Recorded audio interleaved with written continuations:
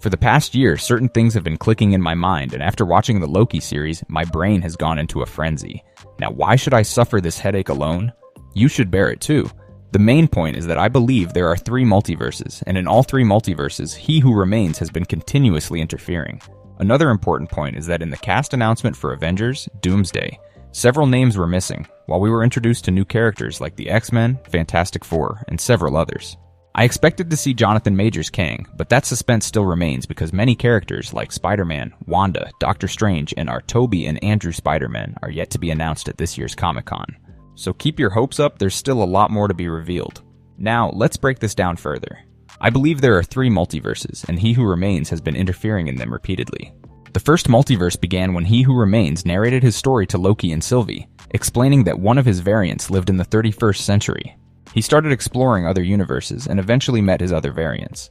They shared technology and knowledge, leading to the multiversal war. To stop this war, He Who Remains emerged, used Alioth as a weapon, and ended the war by isolating his timeline. After this, the TVA was created, Alioth was placed at the end of time, and the sacred timeline was established. However, He Who Remains struggled to keep it stable, as we see in Loki Season 2 when Loki time slips into the past TVA, where timelines are collapsing and the TVA is being erased. In this past TVA, Kang's variants were ruling, but despite He Who Remains' efforts, the timeline was repeatedly destroyed and restored. He mentioned multiple times that this process kept repeating. When we saw Sylvie pushing back He Who Remains' table in the final episode of Loki Season 1, we noticed several scratches on the floor, indicating that this event had occurred multiple times before. Another clue was when Miss Minutes showed Ravonna the moment when she met He Who Remains as a Minute Man. 2 chairs were always present, meant for Loki and Sylvie, implying that these events were preordained and had happened repeatedly. The first multiversal war was an attempt to create a stable timeline, but it kept failing. Then came another sacred timeline, which we saw in Loki Season 1, this time ruled by the Timekeepers. Eventually, this timeline evolved into the multiversal tree, meaning there was an initial multiverse where everything started, followed by a second multiverse where the timeline took the form of a tree. He Who Remains repeatedly broke, recreated, and restarted the cycle. The key question is, if He Who Remains ended the multiversal war and isolated his timeline with Alioth's help, why do we still see Kang's variants inside the TVA? In Loki Season 2, He Who Remains himself stated that his variants already existed in the timelines. This means he did not act alone.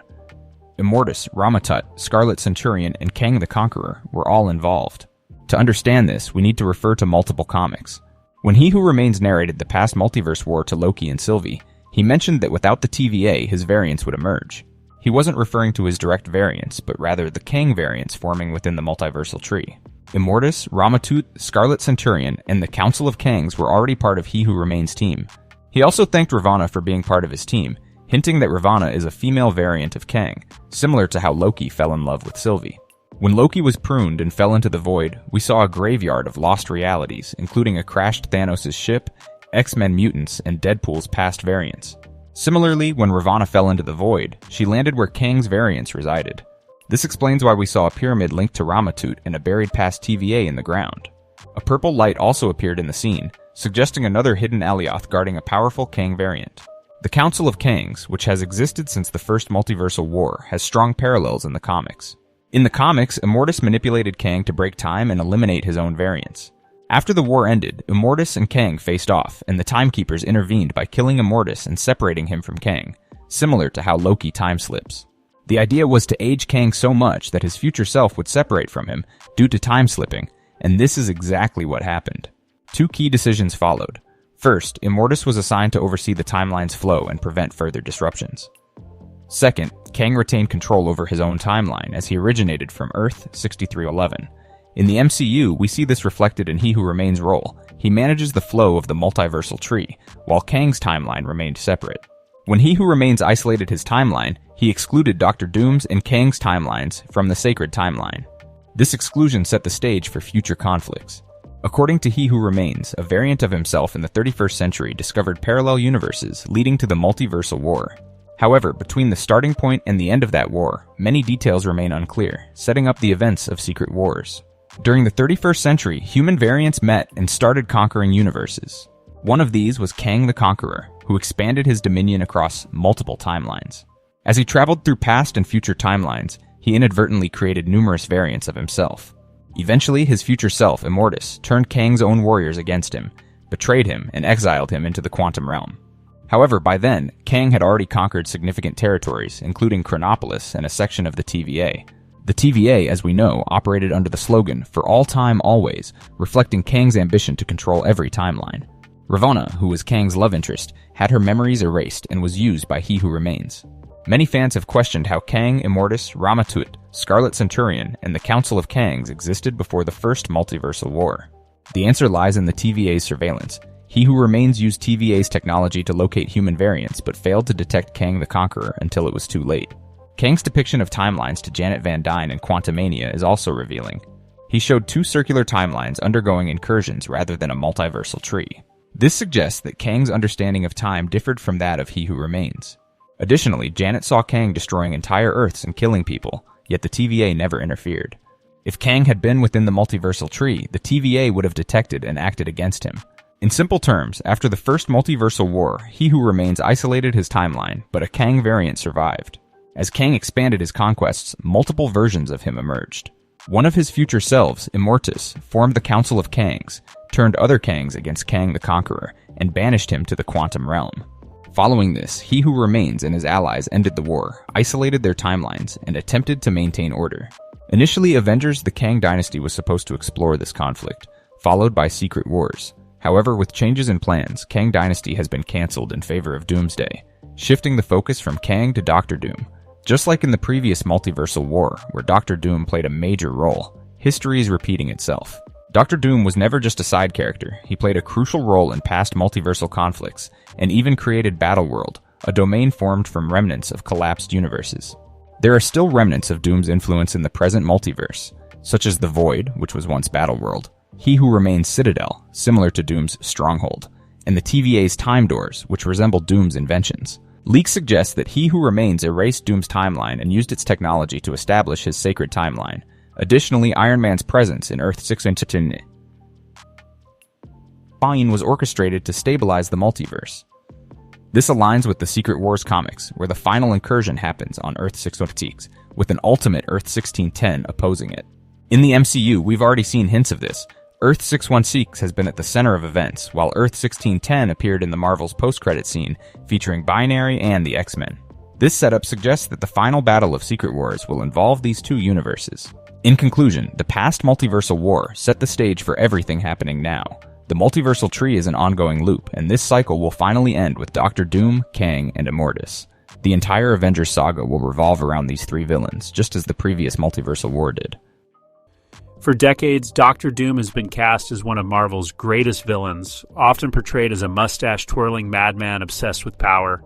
But what if we told you that behind the cold mask, behind the iron rule, lies a man, a boy once filled with hope, driven by loss, by love, and by a fierce desire to protect?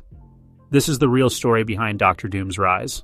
It all began in a small, troubled land, Latveria, a fictional nation nestled somewhere in Eastern Europe, plagued by war, poverty, and unrest.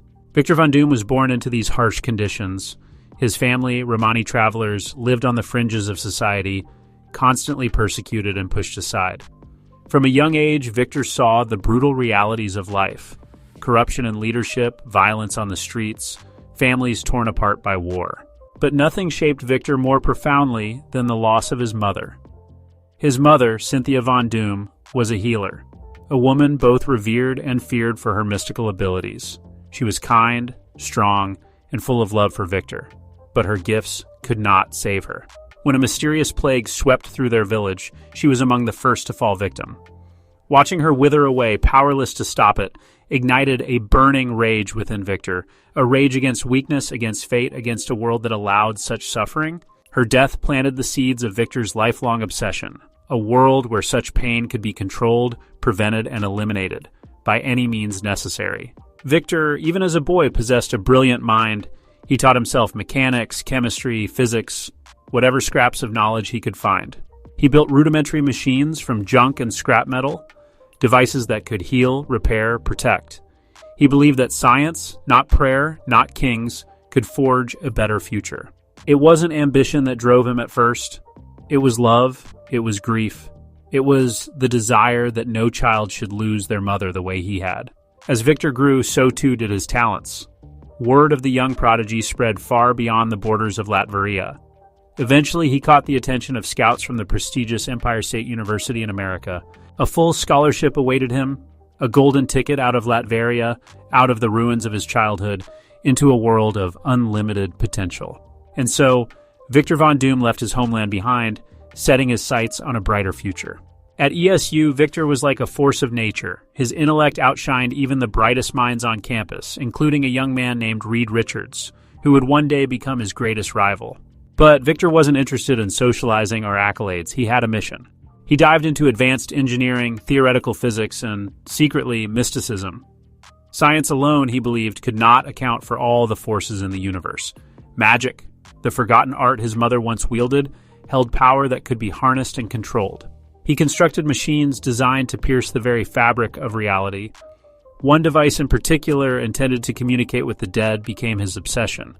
Victor believed he could contact his mother's spirit, learn from her, perhaps even rescue her from whatever afterlife she was trapped in. But ambition can be a double-edged sword.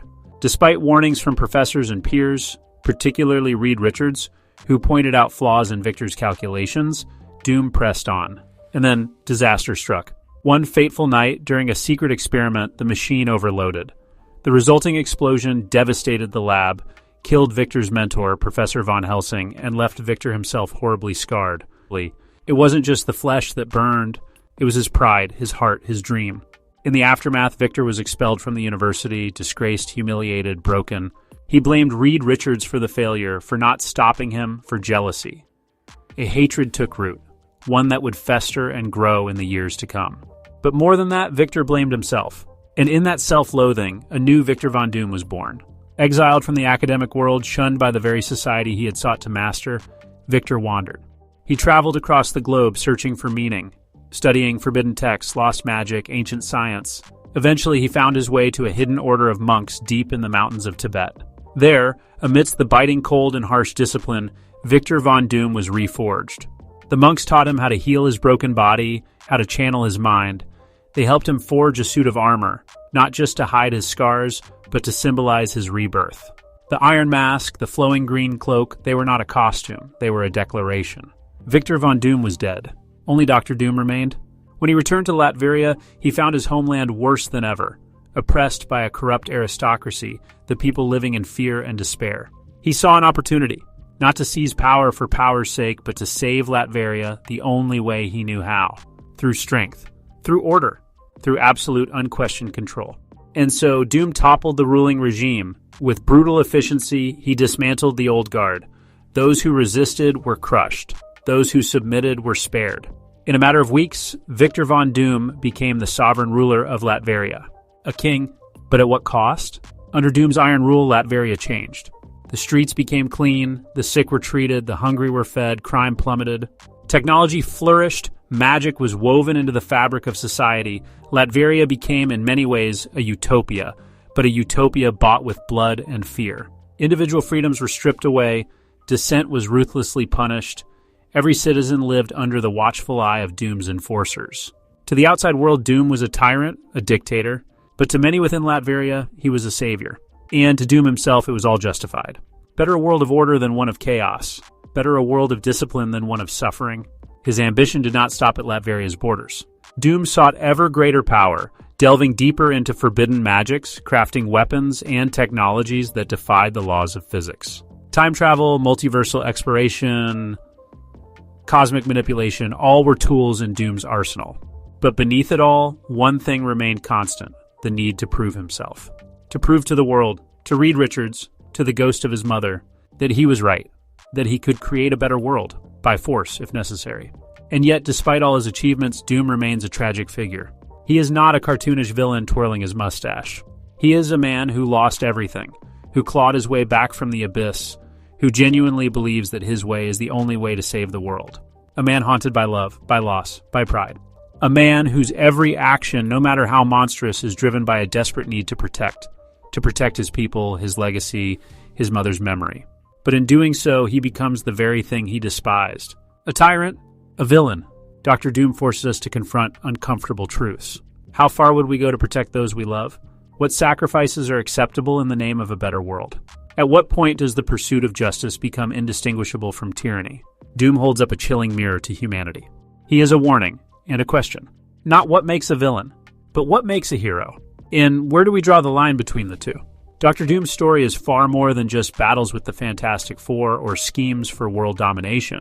It is a story of grief, of pride, of love twisted into obsession, of a boy who wanted to save the world and became its greatest threat.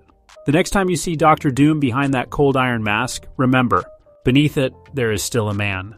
A man who could have been a hero. A man who in some ways still believes he is. The seeds of Doom's future in the MCU have already been planted. In Black Panther, Wakanda Forever, whispers of political instability and the race for vibranium hint at a world growing increasingly unstable. A perfect opportunity for Doom to step onto the global stage. Latveria's rise could easily mirror the tensions between Wakanda and the rest of the world, especially as superpower nations begin to scramble for dominance. Doom, as a ruler and strategist, would see this as his moment to reshape the world order. The Fantastic Four reboot is already in development, and Doom's presence looms large, but the MCU is poised to elevate him beyond the traditional villain role. In Avengers, Secret Wars, Doom could very well ascend to his most powerful form yet.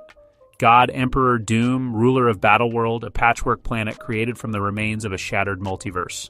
In the comics, Doom steals the power of the Beyonders, beings of unimaginable cosmic power, and molds reality itself to his will. He becomes a god not out of arrogance, but out of a belief that only he can impose the order necessary to save existence. Imagine the MCU's multiverse saga ending not with a war against Kang, but a confrontation with Doom, a Doom who has conquered time, space, and reality itself. And if Marvel follows this path, Doom would not just be another villain defeated at the end of a movie. He would become a permanent fixture of the MCU, a character whose complexity and tragedy challenge the very definition of heroism and villainy. The future of the MCU could be one where Doom isn't just a threat to defeat, but a force to reckon with, a ruler to negotiate with, a god to fear, and perhaps in some twisted way admire. Thanks for watching MovieCast. If you enjoyed diving into the real story behind Marvel's most complex villain, make sure to like, subscribe, and hit the bell icon for more deep dives into your favorite characters.